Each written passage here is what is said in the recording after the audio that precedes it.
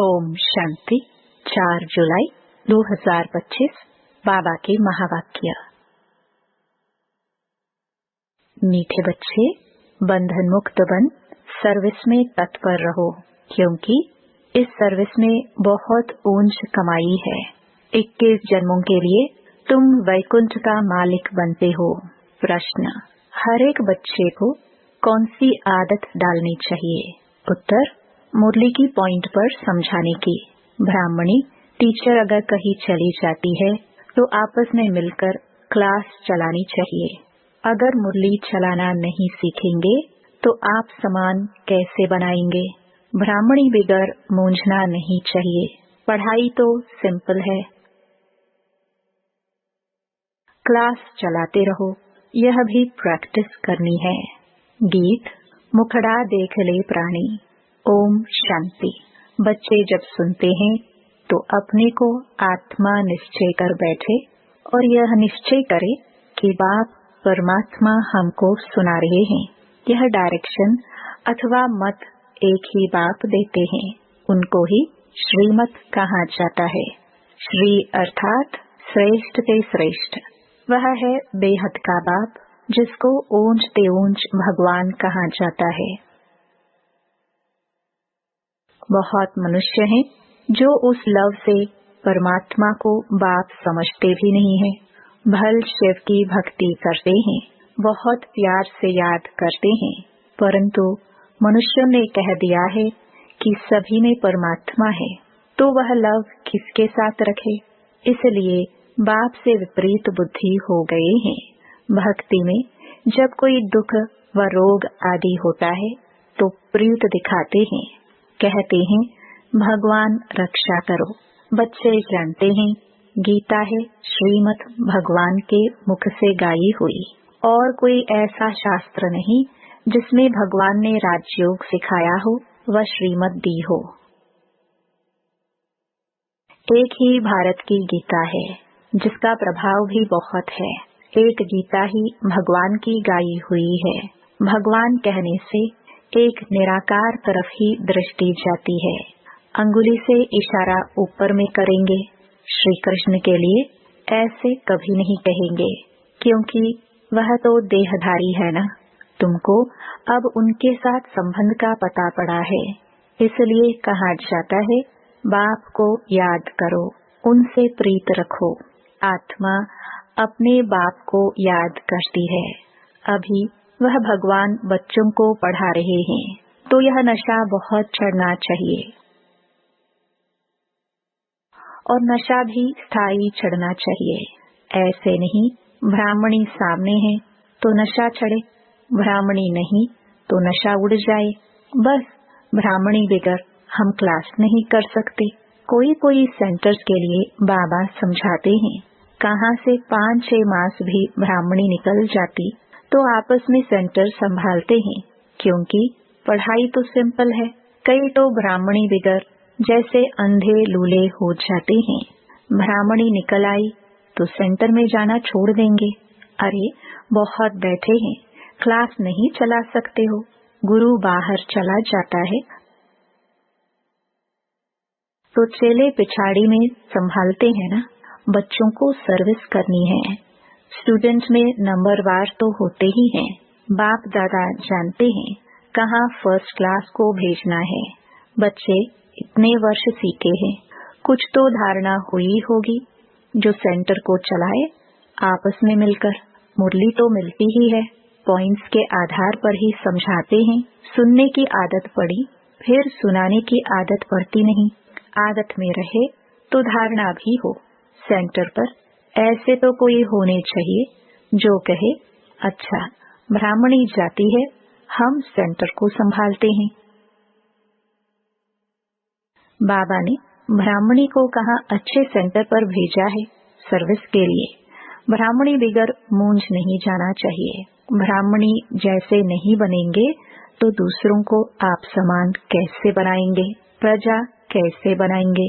मुरली तो सबको मिलती है, बच्चों को खुशी होनी चाहिए। हम गद्दी पर बैठ समझाए, प्रैक्टिस करने से सर्विसेबल बन सकते हैं। बाबा पूछते हैं सर्विसेबल बने हो? तो कोई भी नहीं निकलते हैं। सर्विस के लिए छुट्टी ले लेनी चाहिए।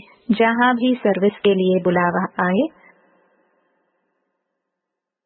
वहाँ पर छुट्टी लेकर चले जाना चाहिए। जो बंधन मुक्त बच्चे हैं वह ऐसी सर्विस कर सकते हैं। उस गवर्नमेंट से तो इस गवर्नमेंट की कमाई बहुत ऊंच है। भगवान पढ़ाते हैं जिससे तुम 21 जन्मों के लिए वैकुंठ का मालिक बनते हो। कितनी भारी आमदनी है, उस कमाई से क्या मिलेगा? अल्पकाल का सुख। यहाँ तो विश्व का मालिक बनते हो। जिनको पक्का निश्चय है वह तो कहेंगे हम इसी सेवा में लग जाए, परंतु पूरा नशा चाहिए। देखना है हम किसको समझा सकते हैं।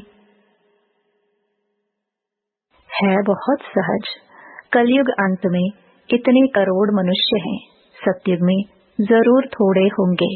उसकी स्थापना के लिए जरूर बाप संगम पर ही आएंगे। पुरानी दुनिया का विनाश होना है। महाभारत लड़ाई भी मशहूर है। यह लगती ही तब है जबकि भगवान आकर सतयुग के लिए राजयोग सिखलाए, राजाओं का राजा बनाते हैं, कर्मातीत अवस्था को प्राप्त कराते हैं। कहते हैं देह सहित देह के साथ संबंध छोड़ मामेकम याद करो तो पाप कटते जाएंगे। अपने को आत्मा समझ बाप को याद करना, यही मेहनत है। योग का अर्थ एक भी मनुष्य नहीं जानते हैं। बाप समझाते हैं भक्ति मार्ग की भी ड्रामा में नोंद है। भक्ति मार्ग चलना ही है। खेल बना हुआ है। ज्ञान, भक्ति, वैराग्य। वैराग्य भी 2 प्रकार का होता है। एक है हद का वैराग्य, दूसरा है यह बेहद का वैराग्य। अभी तुम बच्चे सारी पुरानी दुनिया को भूलने का पुरुषार्थ करते हो, क्योंकि तुम जानते हो हम अब शिवालय पावन दुनिया में जा रहे हैं। तुम सब ब्रह्मा कुमार कुमारियां भाई बहन हो। विकारी दृष्टि जाना सके। आजकल तो सबकी दृष्टि क्रिमिनल हो गई है। तमो प्रधान है ना, इसका नाम ही है नरक। परंतु अपने को नरकवासी समझते थोड़े हैं। स्वयं का पता ही नहीं तो कह देते स्वर्ग नरक यहाँ ही है। जिसके मन में जो आया वह कह दिया। यह कोई स्वर्ग नहीं है। स्वर्ग में तो किंगडम थी, रिलीजियस, राइटियस थे, कितना बल था। अभी फिर तुम पुरुषार्थ कर रहे हो, विश्व का मालिक बन जाएंगे। यहाँ तुम आते ही हो विश्व का मालिक बनने। हेवनली गॉडफादर, जिसको शिव परमात्मा कहा जाता है, वह तुमको पढ़ाते हैं। बच्चों में कितना नशा रहना चाहिए, बिल्कुल इजी नॉलेज है। तुम बच्चों में जो भी पुरानी आदतें हैं वह छोड़ देनी है। ईर्ष्या की आदत भी बहुत नुकसान करती है। तुम्हारा सारा मदार मुरली पर है। तुम कोई को भी मुरली पर समझा सकते हो, परंतु अंदर में ईर्ष्या रहती है। यह कोई ब्राह्मणी थोड़ी है, यह क्या जाने, बस दूसरे दिन आएंगे ही नहीं। ऐसी आदतें पुरानी पड़ी हुई हैं, जिस कारण डिससर्विस भी होती है। नॉलेज तो बड़ी सहज है। कुमारियों को तो कोई धंधा आदि भी नहीं है। उनसे पूछा जाता है वह पढ़ाई अच्छी या यह पढ़ाई अच्छी, तो कहते हैं यह बहुत अच्छी है। बाबा अभी हम वह पढ़ाई नहीं पढ़ेंगे, दिल नहीं लगती। लौकिक बाप ज्ञान में नहीं होगा तो मार खाएंगे। फिर कोई बच्चियां कमजोर भी होती हैं, समझाना चाहिए ना। इस पढ़ाई से हम महारानी बनेंगे, उस पढ़ाई से क्या पाई पैसे की नौकरी करेंगी। यह पढ़ाई तो भविष्य 21 जन्म के लिए स्वर्ग का मालिक बनाती है। प्रजा भी स्वर्गवासी तो बनती है ना। अभी सब हैं नरकवासी। अब बाप कहते हैं तुम सर्वगुण संपन्न थे, अब तुम ही कितने तमो प्रधान बन पड़े हो, सीढ़ी उतरते आए हो। भारत जिसे सोने की चिड़िया कहते थे, अभी तो ठिक्कर की भी नहीं है। भारत 100% सॉल्वेंट था, अब 100% इंसॉल्वेंट है। तुम जानते हो, हम विश्व के मालिक पारसनाथ थे, फिर 84 जन्म लेते लेते अब पत्थरनाथ बन पड़े हैं। है तो मनुष्य ही, परंतु पारसनाथ और पत्थरनाथ कहा जाता है। गीत भी सुना, अपने अंदर को देखो, हम कहाँ तक लायक हैं। नारद का मिसाल है ना, दिन प्रतिदिन गिरते ही जाते हैं, गिरते गिरते एकदम दुबन में गले तक फंस पड़े हैं। अब तुम ब्राह्मण सभी को चोटी से पकड़कर दुबन से निकालते हो बाहर, और कोई पकड़ने की जगह तो है नहीं, तो चोटी से पकड़ना सहज है। दुबन से निकालने के लिए चोटी से पकड़ना होता है। दुबन में ऐसे फंसे हुए हैं जो बात मत पूछो। भक्ति का राज्य है ना। अभी तुम कहते हो, बाबा हम कल्प पहले भी आपके पास आए थे, राज्य भाग्य पाने। लक्ष्मी नारायण के मंदिर भल बनाते रहते हैं, परंतु उनको यह पता नहीं है कि यह विश्व के मालिक कैसे बने। अभी तुम कितने समझदार बने हो। तुम जानते हो इन्होंने राज्य भाग्य कैसे पाया, फिर 84 जन्म कैसे लिए। बिरला कितने मंदिर बनाते हैं, जैसे गुड़िया बना लेते हैं, वह छोटी छोटी गुड़िया या फिर बड़ी गुड़िया बनाते हैं, चित्र बनाकर पूजा करते हैं। उनका ऑक्यूपेशन ना जानना तो गुड़ियों की पूजा हुई ना। अभी तुम जानते हो, बाप ने हमको कितना साहूकार बनाया था। अब कितने कंगाल बन पड़े हैं, जो पूज्य थे सो अब पुजारी बन पड़े हैं।